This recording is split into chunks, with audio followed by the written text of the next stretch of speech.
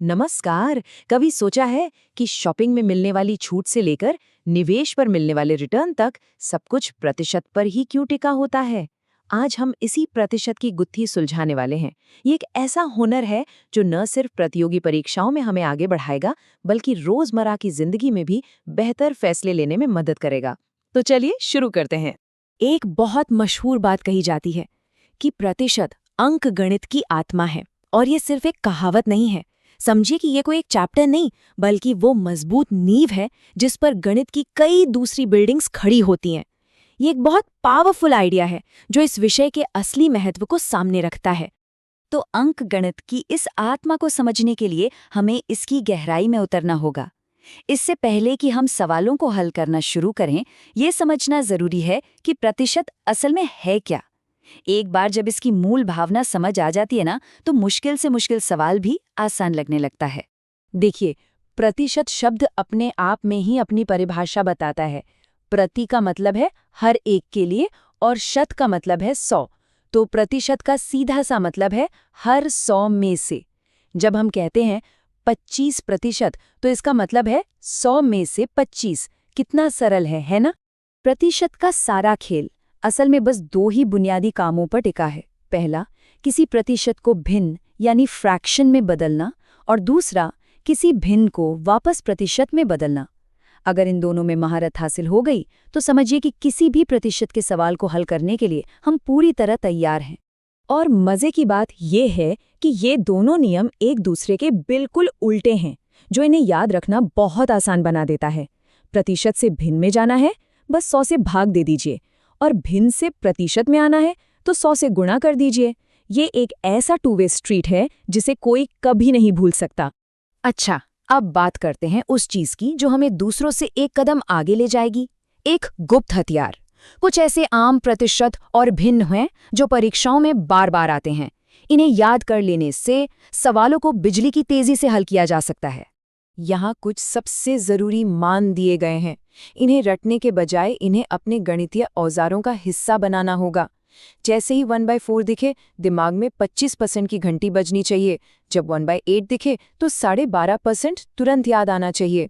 यकीन मानिए, ये टेबल हमारी स्पीड को कई गुना बढ़ा सकती है।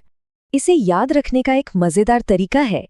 इन मानों को ऐसे याद रखें जैसे वो अविस्मरणीय वादे या कस्में हों। ये वो बुनियादी बातें हैं जिन्हें कभी नहीं भूल सकते, और ये हमेशा सही जवाब तक पहुंचाएंगी। और यहाँ एक और मजेदार ट्रिक है। 1/9 और 1/11 के प्रतिशत मानों में एक बड़ा खास रिश्ता है। जब भिन्न में 9 होता है तो पूर्णांक 11 होता है, और जब भिन्न में 11 होता है तो पूर्णांक 9 होता है। देखिए, ये एक आसान तरीका है इन दोनों को हमेशा याद रखने का। ठीक है, तो अब हमारी नींव मजबूत हो गई है और हमारे पास शॉर्टकट का टूलकिट भी है। तो चलिए कुछ असली परीक्षा के सवालों को हल करते हैं और देखते हैं कि ये सब प्रैक्टिस में कैसे काम करता है। चलिए इस सवाल से शुरू करते हैं। 1280 का 37.5%। अब पहली नज़र में ये थोड़ा मुश्किल लग सकता है, खासकर अगर इसे पारंपरिक तरीके से करने की कोशिश की जाए। लेकिन हमारे पास एक शॉर्टकट है। तो सबसे ज़रूरी बात यह है कि हमें याद हो कि 12.5% का मतलब 1/8 होता है। अगर ध्यान से देखें तो 37.5% 12.5% का ठीक 3 गुना है। इसका मतलब हुआ कि 37.5% भिन्न 3/8 के बराबर है। अब सवाल एकदम आसान हो गया।